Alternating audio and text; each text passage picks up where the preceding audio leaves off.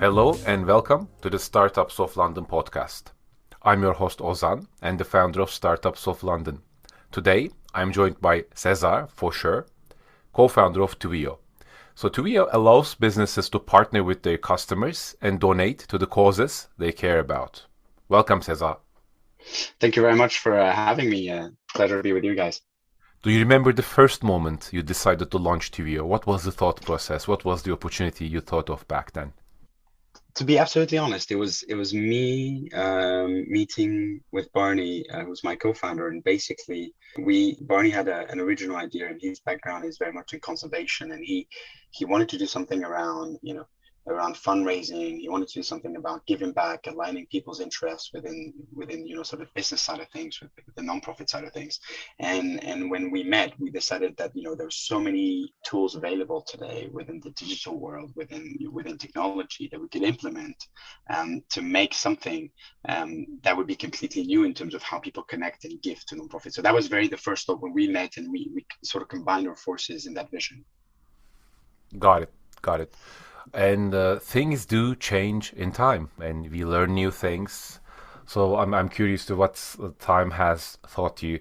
But before that, let's take it one step at a time. You thought of the idea, but what were the steps that you had taken back then to validate the opportunity? Did you go into any data? Did you do any research before the launch? So what was that second step, if you will, like? I think it's always a combination of two things, right? So I mean, it's actually a combination of three things.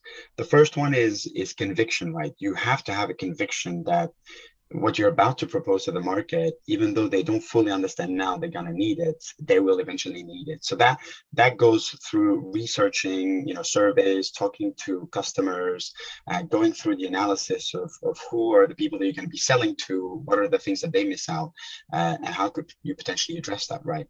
And then the sort of the last element is be willing to pivot at the beginning. And I think we were quite good at it at the beginning, and we're still hopefully good at it, is understanding how things are moving and making sure that our product is driven by conviction, but it's also very realist as to what people expect from a donation plugin. So it's this continuous thing where it's okay, let's validate what we think is going to work, and let's get the feedback from the surveys, from the conversations about what else do we need to update to make this work. Got it. And when the business first launched, was the idea to build a plugin directly that would allow businesses to manage donations and like partner up with them, or has it evolved in time to this direction? It has evolved a lot. The original business idea was very much sort of a B2C.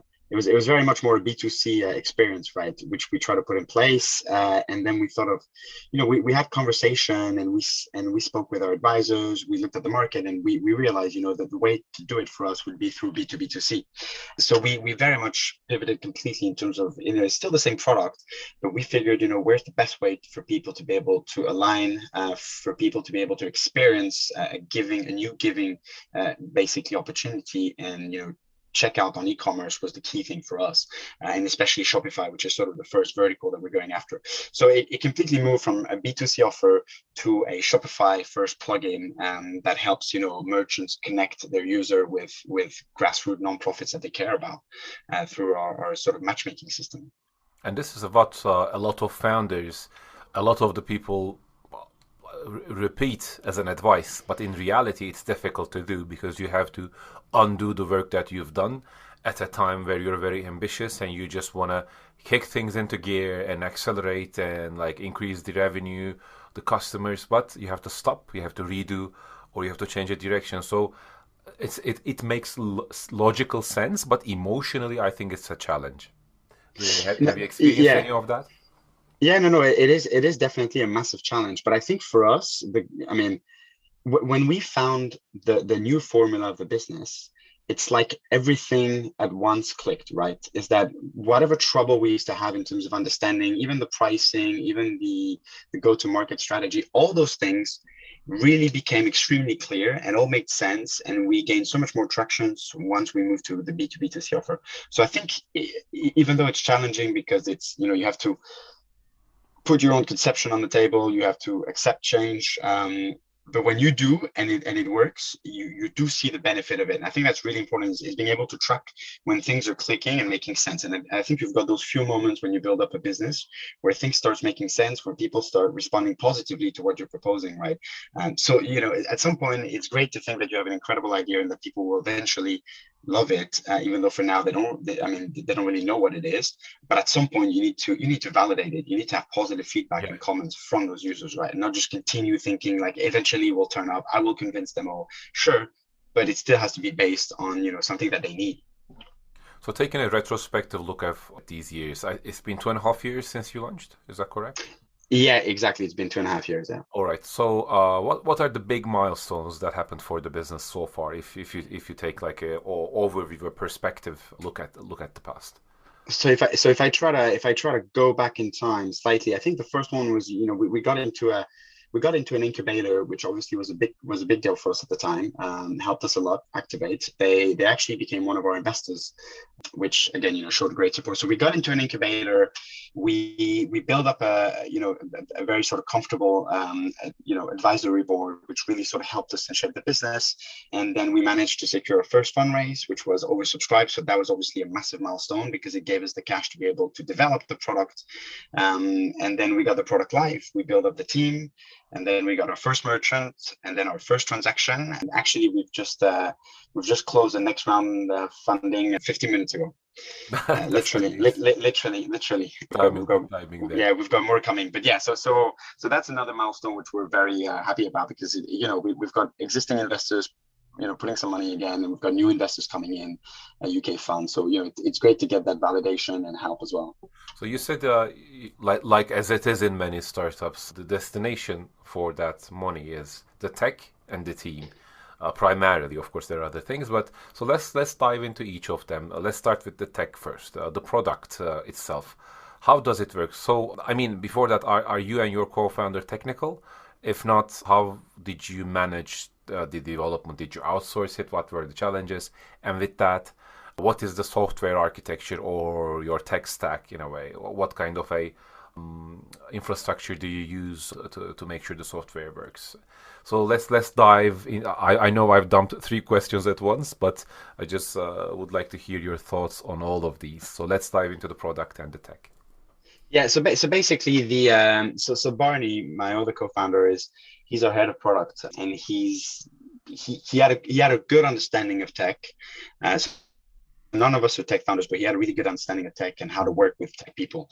And then we were lucky enough to be able to build a very strong team to build the tech. And again, the main thing for us is that our plugin is applicable to Shopify, but it's also applicable to other platforms. So we made sure in the architecture that we built something that was non-intrusive, something that was extremely light at checkout, and could also be replicated into a lot of other platforms, right? Because all those time that you spend on development, all the money that is spent on development, you want to make sure that you can reuse it somewhere else on other platforms to be able to just have additional distribution channels. So I think tech wise, it's been, we knew what we wanted, and we did a lot of customer interview. We looked at what they needed, and we tried to build the most seamless solution for them. And I think we're just about to reach that level. Again, it's going to need a lot of iterations as well, but I think we're on the right track for now, tech wise. Did you onboard in-house team of engineers, or did you work with an external company for this? And I'm asking this because a lot of people are in the same boat trying to find an answer to this question. So what was most efficient for you? So we actually had a format which was slightly different. So it's not in-house, but so it's a team that we found through one of our investor, which is a studio, which they basically come in as your own team, right? So it's not like you're dealing with an agency. It's very much like you're dealing with your own team, and that obviously helps because they're also involved in strategic calls. They're involved into that aspect of the business. So it's not decorrelated. So they understand what's going on. And it's there's a strong benefit for us because that team those guys guys have a lot of experience. If we had tried to build that team in-house, it would have been a lot more expensive, would have taken a lot more time. And Yeah. you have to be good with your recruitment. Recruitment is very intense, and this is where you make the most mistakes. So we would have lost time and money in the end. So yeah, we're extremely happy with the situation we have now. It's, they're called Activate Studio, and they do a tremendous job for us. They're our team basically. They are very much our team. So it's not one or the other. It's an in between. Okay, I think that's an insightful answer for a lot of people, because there's a challenge there. If you outsource the entirety of the work to individual contractors and so on, there's a lot of risk involved with that, and things go south pretty quickly. In my experience, a lot of founders have been burnt by this problem. They start, but then they have because it's difficult to establish continuity, and that's really important. But on the other hand, if you build an in-house team, there's a certain scale where it makes sense to onboard 5 engineers full-time into your team. And it's not always the beginning of a startup. So it seems you found the right answer, and that seems to be integral to what you've grown. So kudos on that. Congrats. Well, I mean, for now it's working. So we, again, we're flexible. We're looking at, what is it that we should do, how we should amend things. But for now, it's working quite well. That's great. How many people do you have in the business in total? So including it's going to be around 7 now, including the whole team. So it's about 7, yeah. And in terms of people management, what would you say is most important? And with that in mind, what kind of a division of labor, let's say, do you have with your co-founder in terms of your leadership responsibilities? So, I mean, the way that we split is basically Barney heads up anything that has to do with products, sort of customer queries, tech, and then as well, as helping out on governance, obviously. And then I head up sales, some product marketing with Barney, and anything that has to do with financials, governance, fundraise. So we enjoy very much, the part. We're at the stage of the business where sales and product are now combining themselves in a very sort of like dynamic discussion, because we're obviously getting feedback from our customers and from the clients using, and therefore we need to use those sales feedback and plug back into the development of the product. So we're now at this very interesting phase where product and sales are communicating a lot, and we need to really keep pushing and making them communicate a lot. One of the things that I've observed working in a few companies, and my special area of interest was company culture, although it became this terminology that became tired, overused. I still think it's tremendously valuable in terms of shaping the unwritten rules of work and how an organization functions, and it starts with the founders. So I usually refrain from asking questions like what is your culture and so on, because of this particular reason, because it's so tired and overused. It became a buzzword with little content and little meat to it, in my opinion, in my personal opinion at least. But still, I think it's relevant in this case. So how could you describe the working environment you have and the communication style you have and with the team? Well, I mean, it's definitely a very sort of proactive one, in the sense that we're continuously talking with my co-founder Barney, obviously, but we try to have a place where everyone, we're paying people to do the work and give an input for an output to be produced, right? So we basically don't want anyone to feel like there's too much heavy decision making, or there's too much pressure put on. This is the only sort of like guideline, and you have to follow that, and you can't give your own sort of feedback. So we're always conscious that when we hire people, we let them have the full potential, because otherwise we're just we're basically paying for talent, and they're not being able to sort of develop that input. So it's not always easy, because you've got this vision in your head, and you've got preconceived assumption, and you need to sort of fight against those to be able to let other people tell you, well, maybe it is your business, but you should probably do that in a different way. So I think we're trying to we're trying to get to that point, or keep getting better at it. Yeah. In my experience, honest communication, and especially people feeling vulnerable, like having the freedom to show their vulnerable side at work, makes the biggest difference. I know meetings in which people are afraid to speak up. They fear that what they say is going to lead to an argument, and that argument can be potentially tense and tiring, and they just feel like, I mean, what is the value of me in even just disagreeing with this? And then they just stay silent, which is, I think, the worst thing that can happen to a company because, yes, people lose, but also the company loses because those disagreements that have not surfaced are potential problems your customers are going to face very soon. Yeah, you don't want to get into a situation where basically there's a blockage in terms of people giving you information, right? And people wanted to do their work. There's always this tendency to go look for top profiles, and then you think, oh, they're gonna have an amazing input, but then you sort of like you put too much pressure on the fact that there's a roadmap. For us, our roadmap is extremely flexible. Everybody can input, and we want people to feel like they've got ownership of the business as well, in the sense of like they can contribute exactly where we're going, as opposed to just